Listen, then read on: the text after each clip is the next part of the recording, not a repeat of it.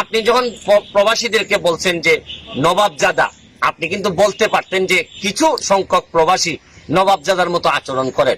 আপনি কিন্তু দেখেন, আপনার ভাই যখন সাবেক অর্থমন্ত্রী মাল মুহিত সাহেব যখন কথা বলতেন, উনি বয়স্ক মানুষ ছিলেন। অনেক সময় এই আপনি রাবিশ টাবিশ বলছেন, এগুলো মানুষ মেনে নিছে, কারণ উনি বয়স্ক মানুষ ছিলেন। কিন্তু আপনি যখন তার ভাই হয়ে, আপনি একজন শিক্ষিত মানুষ হয়ে যখন আপনি একদম জেনারেল ভাবে কথা বলেন যে প্রবাসীরা নবাবজাদা, তখন সব প্রবাসী তো আর আমার মতো ব্যারিস্টার না, আপনার মতো এরকম ফ্যামিলি থেকে আসে নাই যে আপনার সব এরকম বলিষ্ঠ কথা এবং লুকানো কথা, ভিতরের কথা সব স্বাভাবিকভাবে মেনে নিবে। প্রবাসীরা এমনি থাকে দুনিয়ার কষ্টে। প্রবাসীরা যেখানে নিজের দেশের বাইরে থেকে মানুষ একটু সম্মান আশা করে, মানুষ একটু সম্মানের সাথে কথা আশা করে। আপনি যখন বলেন যে প্রবাসীরা আসতে পারে, আপনি বিভিন্ন কথা বলছেন যে লাখের লাখ মানুষ আসবে।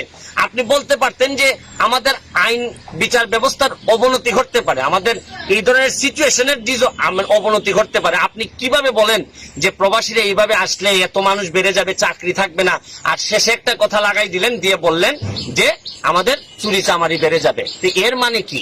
আমার মতো ব্যারিস্টার না হইলে বা আপনার মতো এরকম ব্যাকগ্রাউন্ডের একজন জ্ঞানী লোক না হইলে, সাধারণ মানুষ যদি সাধারণভাবে বুঝে, তাহলে মানুষ বুঝে ফেলতে পারে যে প্রবাসীরা চোর, প্রবাসীরা আসলেই এই দেশে চুরি হবে। তাইলে এই প্রবাসীদের কি সম্মানটা আপনি দিলেন? প্রবাসীদেরকে সম্মান শুধু মনের ভিতর রাখলে হবে না মাননীয় পররাষ্ট্রমন্ত্রী, আপনার মুখের মধ্যে দিয়ে প্রকাশিত হইতে হবে।